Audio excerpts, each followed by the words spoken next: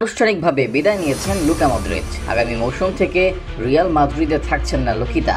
এর সাথে যেন শেষ হয়েছে এক অধ্যায়ের। মাদ্রিদের মিডফিল্ডের বিখ্যাত ত্রয়ীর সবাই ক্লাব ছেড়েছেন, আর সেখানেই বিকল্পের খোঁজে ক্লাবটি। সেই বিকল্প হিসেবে এবার রিয়াল মাদ্রিদের চোখ আর্জেন্টাইন মিরের দিকে। বিশ্বকাপ জয়ী ও বিশ্বকাপের সেরা তরুণ খেলোয়াড় এনজো ফার্নান্দেজকে দলে নিতে চায় রিয়াল মাদ্রিদ, কিন্তু এর জন্য নানা কিছুর মার প্যাচে লস ব্লাঙ্কোসরা।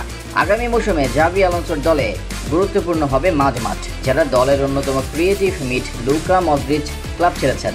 সেখানে লেভারকুজেনের ফ্লোরিয়ান ভার্সার দিকে নজর ছিল মাদ্রিদের, তবে মাদ্রিদ নয়, লিভারপুলে হতে যাচ্ছে ভার্সার ঠিকানা, যে কারণে লুকা মদ্রিচের বিকল্প হিসেবে দীর্ঘ মেয়াদে একজনকে নেওয়ার পরিকল্পনা মাদ্রিদের। আর সে কারণেই এই আর্জেন্টাইনের জন্য টাকার বস্তা নিয়ে বসে আছে তারা। ট্রান্সফার ফিট, গোল সহ একাধিক গণমাধ্যম এনজোর রিয়াল মাদ্রিদে যাওয়া নিয়ে সংবাদ প্রকাশ করেছে।